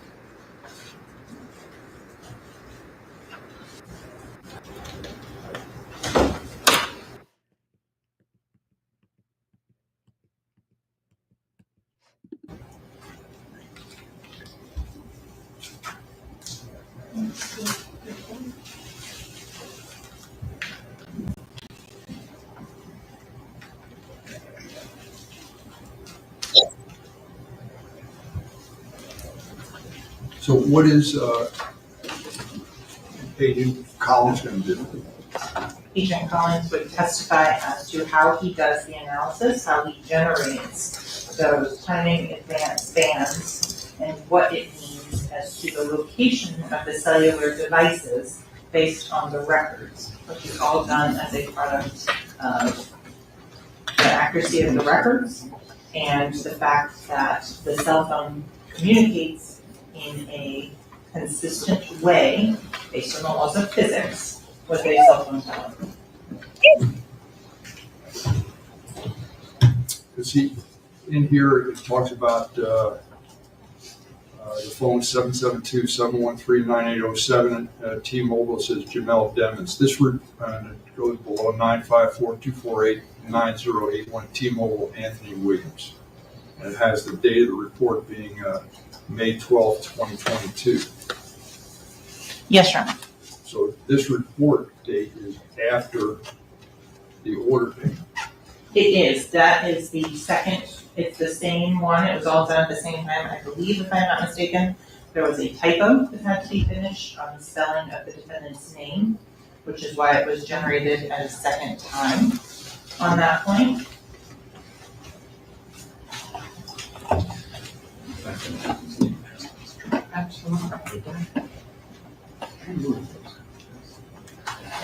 I respond to it. You respond, you say what you want. I would just say the simple fact that it has Mr. Demons' name on it, Mr. Williams' name, that needs to be stricken along with the other 3 reports, which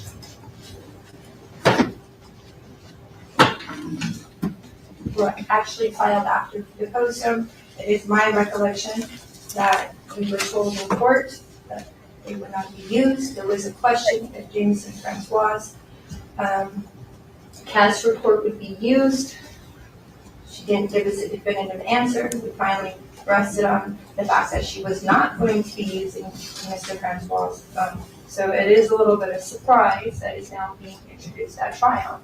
And the other one, I believe, with Withers, we never ever discussed it.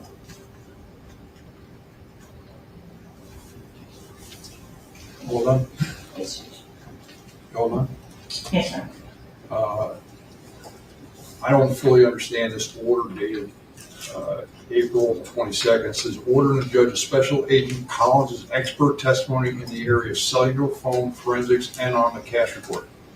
So he's going to testify. I wouldn't normally admit a CAS report.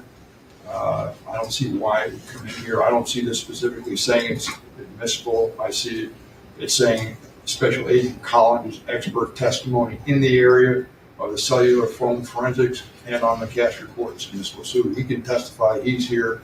You can ask him questions that you want, but I don't believe I'd be letting this into evidence. It's just, he's here. His testimony is his testimony. And so, with regards to that, the necessity of the maps is that the Special Agent Collins is going to testify in terms of latitude, longitude, and distances on that. without a map and using that for the jurors to be able to understand where this is being placed on the actual map, that's going in a vacuum. You can show it as a demonstrative aid if that's going to help him illustrate his testimony. I don't have an issue with that. That's a different question for me. Typically, we don't just admit an expert's report. The expert's here is going to testify. Yes, sir. Sorry. And it's not clear for me from this order that that's what Judge Siegel anticipated, that the report was coming. I don't have any issue regarding his testimony. They're not even, defense indicated they're not even going to board hire him regarding his qualifications. So, he's able to testify. But as far as the report coming in, I don't read your order that way, respectfully.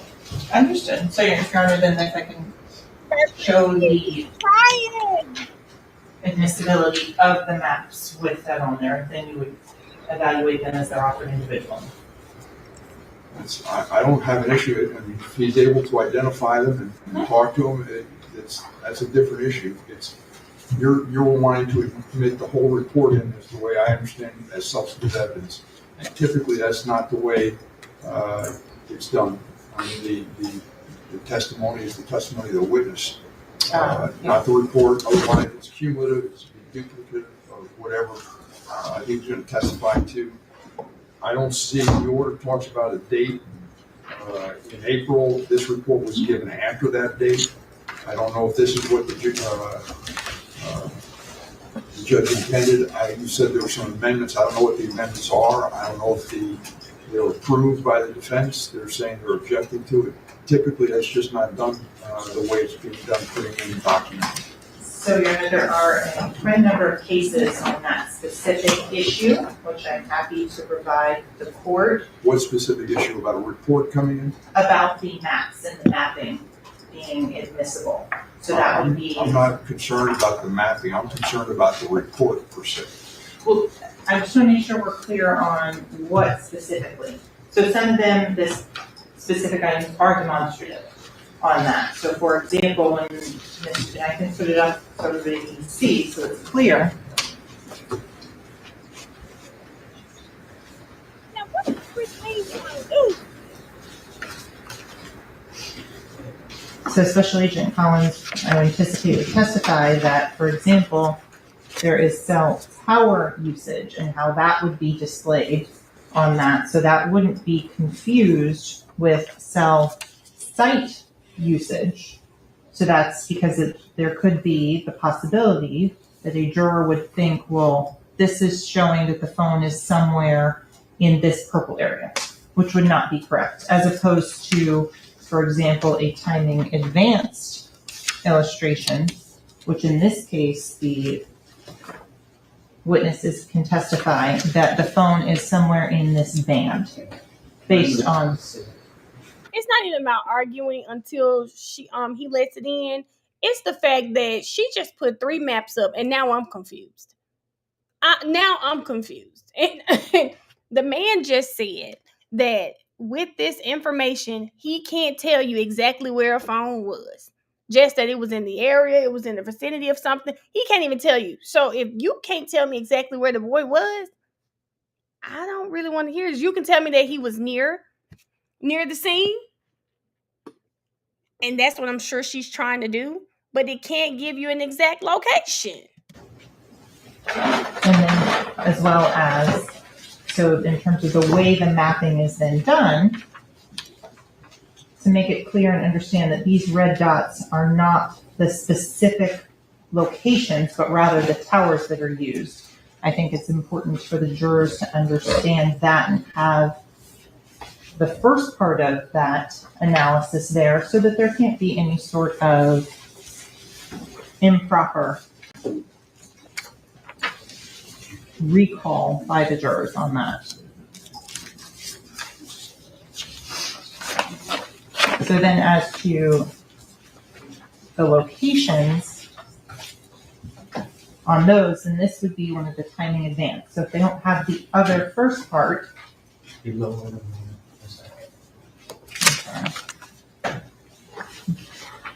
Judge, I think it's renewed again. Excuse me, counsel. I don't think she's done. Okay, sorry, Judge. so it's more so the fact that the time in advance data and the way it is done, I don't want there to be any confusion with the jurors to saying that this is overstating the evidence. So if I just put in these particular items without the full explanation, because I don't think it is appropriate to do so without the jurors understanding the limitations of the testimony and what the different maps show. So on that would be the specific parts the state would be seeking to introduce, because the locations of the towers are important to how the math is done. My understanding is that the defense is objecting to that exhibit, is that correct? Yes, Judge. Does that include the maps? That does include the maps, Judge. So they're objecting to it, so I guess you have, in some way, it has to come out how it was done. Mhm. And you can talk to the witness and see if he can, authenticate it. Originally I was thinking that you were using him as demonstrative, and I would ask him if that helps illustrate his testimony or not, but if you're saying you're not concerned with that, you want to admit them into evidence. So the objection is, what's the objection?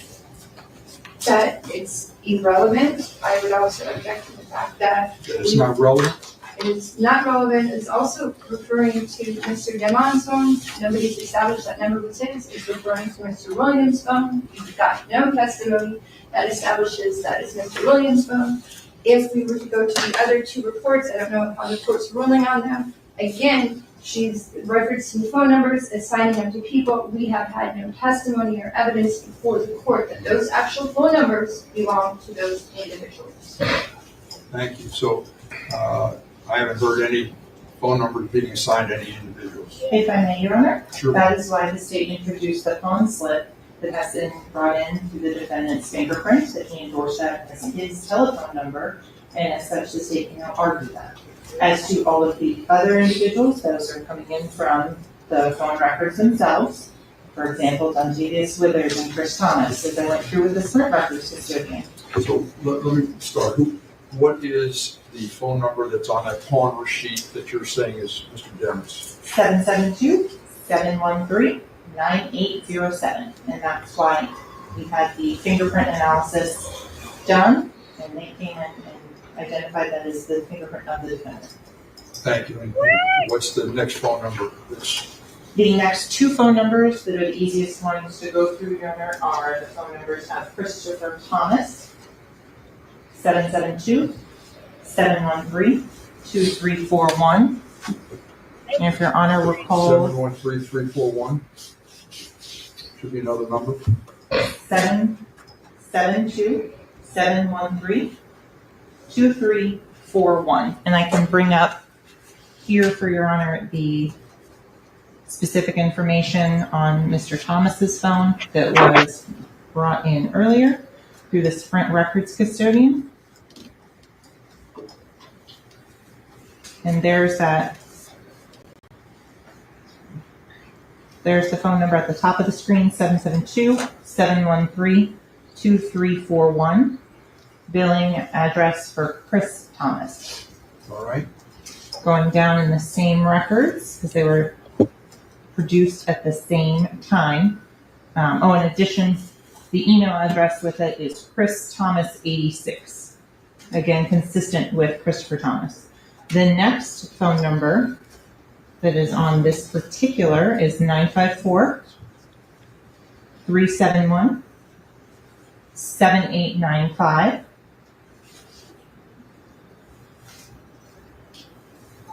And that is belonging to an individual by the name of Dungevius Withers.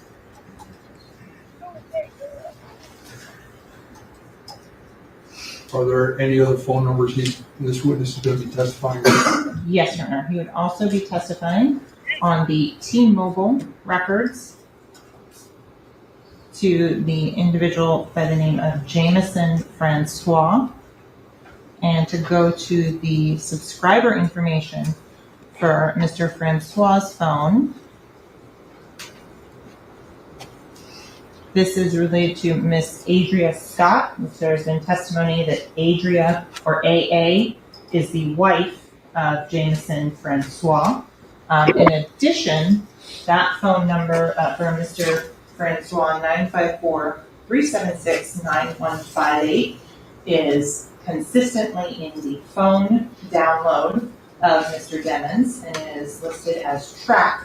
And there are plenty of photographs and things of that nature that would show and illustrate that Mr. Jameson Francois, also known as Track, is the owner of that phone number. But it's actually in his wife's name. Correct. And if you, the rest of the subscriber information also says it is a family plan with multiple lines. Rate plan, family, unlimited, 2 lines included. On the subscriber information for the first phone that you're suggesting is Mr. Demons, what does that subscriber information look like? That comes back to his mother, Jamie King. Name is still in the audience. In the gallery.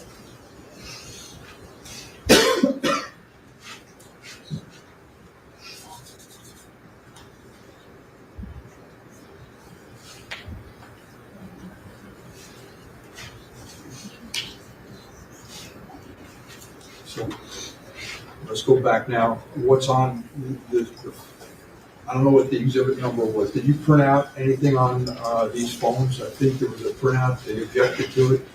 There's multiple printouts on the phone, not all of which have been entered into evidence at this point. But what's in evidence so far? I can pull that up and just take a moment. Yeah, you turn.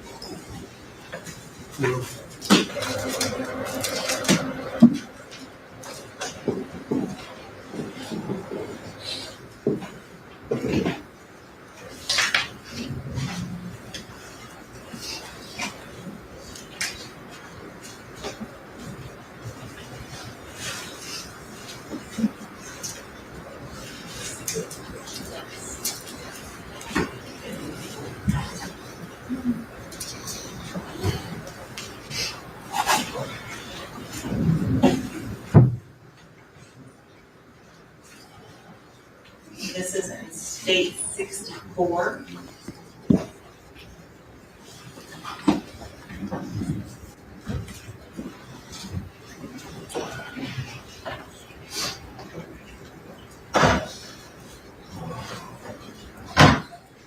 This is the extraction. That's correct.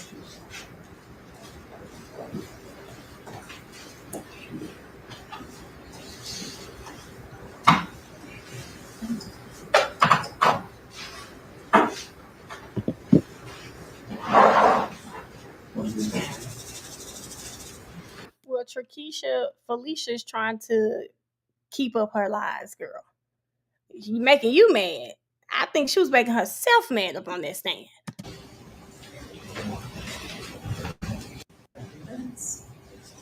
Trying to keep some lies up.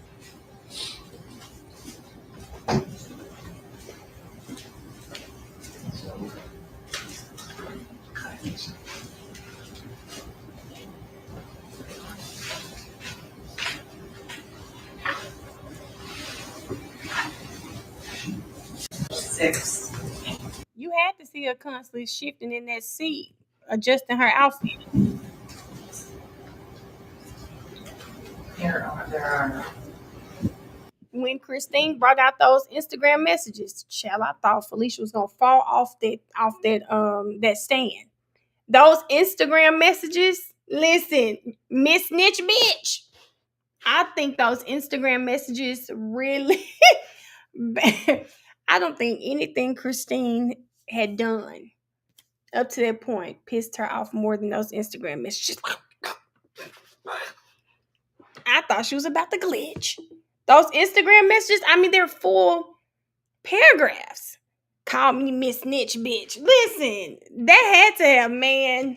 1,129 messages. So again, you indicated this is Mr. Demons' phone. You just told me the subscriber information reflects that it's his mother's phone. The plan is paid for by his mother. His mother's phone is in here. She is listed under Brazy, Brazy, Lady, and that's the 772-501-6942, which is listed as an additional number subscriber on the phone for Mr. and the phone records from T-Mobile for Mr. Demons.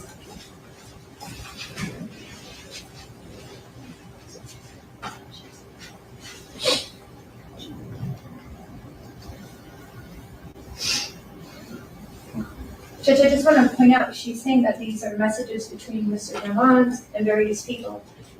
This cell rate actually tells you, like she stated, like it's going to track, but it's coming from young Sakchaser Howard, and he's registering as the owner of the 9807 phone, which in these reports keep going back to Mr. Demons, but in the cell rate is showing young Sakchaser Howard. And so in further showing as to who owns the phone, we can look at all of the videos and images of Mr. Demons, of which there are over 1,000 videos on the phone showing he is the user and owner of this particular device. Judge, again, I have nothing that shows that he's the user and owner. It shows that whoever had possession of this phone took videos of Mr. Demons. They're not selfies. These are actually pictures that appears to be taken by another party.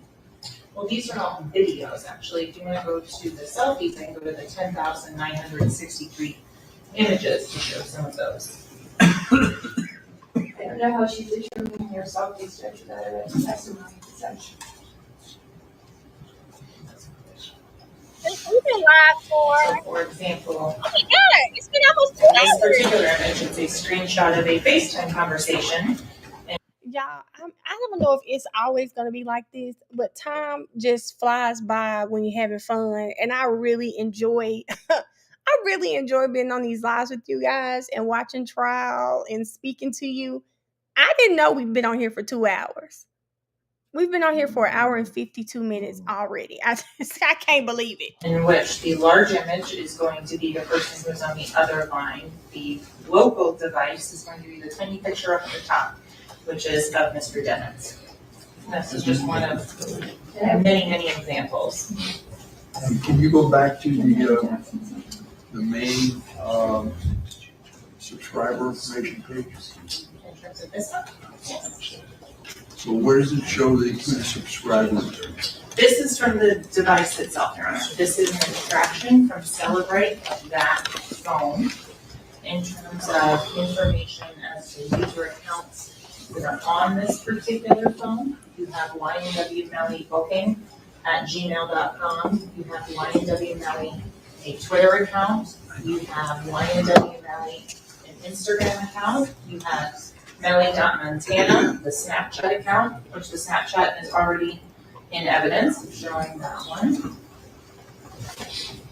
You have Jamell Demons, Jamell.Demons, a Facebook account as well on that. In terms of the content of the messages themselves as well, show that this was Mr. Demons' phone and that he is sending out information and things personal to himself on this. So there are multiple different types of information to show them. So just if we were to actually go through all of these, I've informed the court before, you're going to see messages from both of the deceased to their girlfriend to other people. There's no question that our client had used his phone, but so did all his friends. So this was a phone that they passed amongst each other. I don't think bringing up the Celebrate or a couple of selfies proves that it was actually his phone. For that argument, there's pictures of Michael Jackson on there. So can I say that Michael Jackson is well owned his phone? Based on your argument, that's what she's stating. I don't think she has given any definitive proof that this was 100% possessed only by Mr. Demons. How the hell you pronounce his name? She just said Demons. Just picturing that Adias, I guess he shared the phone with future also. They raven. Hey, anything else? State? No, anything else from the defense? I would just point out that not only is That phone in Jaden King's name, so is the phone she's trying to assign to Anthony Williams, is the victim's name. Well, I don't, the council suggested and gave me 4 phone numbers. One, council indicated was Mr. Demons' phone. That's the 713-9807-772 area code. Then she had, there was one that was listed as a Christopher Thomas phone, another one as a Mr. Withers' phone, and another one as Francois, also known as Track's phone. I haven't seen one as being on Mr. Williams. Am I mistaken? Yes, Your Honor, there was one on Mr. Williams that was on the initial report. That is the 954-248-9081. 954-248. 9081. And that's Mr. Williams, one of the students. You said it's his phone? Correct, that phone, and defense counsel is well aware of the fact that the phone that Mr. Williams had at the time of his death was recovered, and a full file system extraction was done from that phone that shows it was his phone on that, and as well as the fact that the celebrate extraction that we just went through also has Mr. Williams saved under the name of Twin in the phone of Mr. Demons, in which there's discussions back and forth that identify the 954-248-9081 phone number as that of Mr. Williams. And that there's discussions, for example, that they have gone on trips recently. They've gone to Detroit. And there's then again photos of Mr. Williams on the phone of Mr. Demons in Detroit that are sent back and forth on it.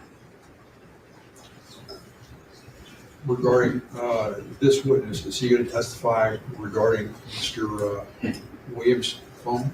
He's going to testify to the locations of that particular cell phone, And yes. they're going to be identified by phone number? At both. Anything else? No. Anything else? If you're going to let it in for demonstrative purposes, I would say at the very least that the names are stricken from the reports and redacted, sorry. And we refer to only the phone numbers, not to the individuals. Thank you. So we're going to bring the jury in now. As far as that demonstrative, I'm getting conflicting information. I don't want something going before the jury about this is Mr. Demons' phone or this one's phone. There's circumstantial evidence to that effect, but I'm not putting that in evidence that would just show the portion that shows the maps, and you can talk about the maps and the other things, but leave out the portion that has at the bottom, or I forget if it's the bottom or top, that identifies Jamell Demons' phone. Just use it by the phone number. Use it by the phone number. Okay, that's not a problem. So I think I would need just a couple of moments to adjust that. Go ahead. Okay. We're in recess. Thank you, Judge.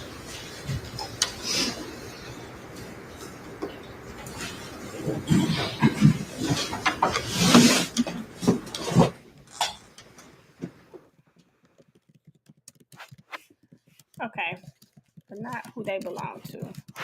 It's a lot of notes today. So the judge just ruled that she can say this phone number, she can say phone number ending in boom, boom, boom, but you cannot assign the phone numbers to a particular person because she has not proven that. Great job, Judge.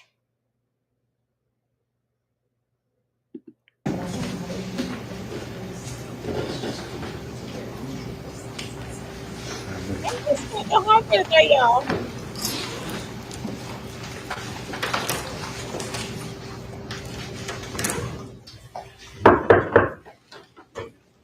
Jury entering.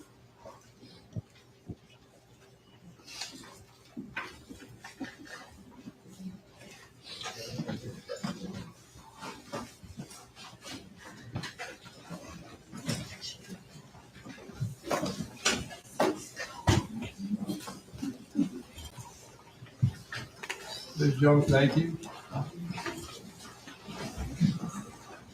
Ms. to be seated. Let the record once again reflect the presence of our jury, as well as the defendant, Mr. Demons, his counsel, the assistant attorney, all which remains understanding. Ladies and gentlemen, I apologize, but I need to resolve certain issues before we go further. It's approaching 5 o'clock now, so my thought is I'm going to resolve it. We'll see you all back tomorrow morning. So remember the admonition: do not discuss the case. Don't form any opinion about the case. Don't allow anyone to discuss the case in your presence. Certainly no research about the case. All right? Oh yeah, he let them go home. Let's see if he's gonna say. We're adjourned. Thank you, Danny. Well, whoever suggested we go ahead and knock out day 5, we've knocked out day 5, and looks like they're done. They are done for the day. So tomorrow we are gonna be here at 8. I set it for 8:30 because I think the hearing starts at 8:45. I'll verify it on Bryson's X. And then we'll do day 6 tomorrow. Alice said day 6 and 7 are like good days. So we'll probably do day 6 and day 7 tomorrow. And I'll stay from 8 to 8. We'll do a little 12-hour shift. We'll do a little 12 hours tomorrow. As long as I'll try to make sure I get my writing together. But we'll do a little 12-hour tomorrow, because if day 6 and 7 are like the first part of day 4, I'm with it. I'm with it. Oh, Ronnie, yeah, you're gonna be late, friend. Because I forget you're on the West Coast. Yes. No, Summer. As long as I'm on here by 8:45. Okay. As long as I'm on here by 8:45, I'm doing well. It's 8 o'clock now, so I'm gonna do my best. Yeah, my sleep pattern is just still off. So some days I'm up to like 3 and 4 in the morning. For what reason, I don't know. But tomorrow, we have the hearing that we have to watch, and it's on at 8:45. So we're gonna watch that, and after the hearing, hopefully we'll be able to get through day 6 and day 7. I didn't want to double up the days, but Alice really she has me too excited. She said that I'm waiting on day 6 and 7. I wish she would have done that. She should have said that in her head, because now I'm ready to get through day 6 and 7. I'm ready to get through it now. But we're going to finish those. If y'all see me on TikTok, my comments, say hey, stop in, engage in the conversation. I'm going to do my videos from today, and then I'm going to see you guys in the morning. I want to see you all in the morning. 8:30. Okay, 8:45 at the latest. But I'm going to try to go to bed tonight, because tomorrow's a long day. Tomorrow's a 12-hour shift.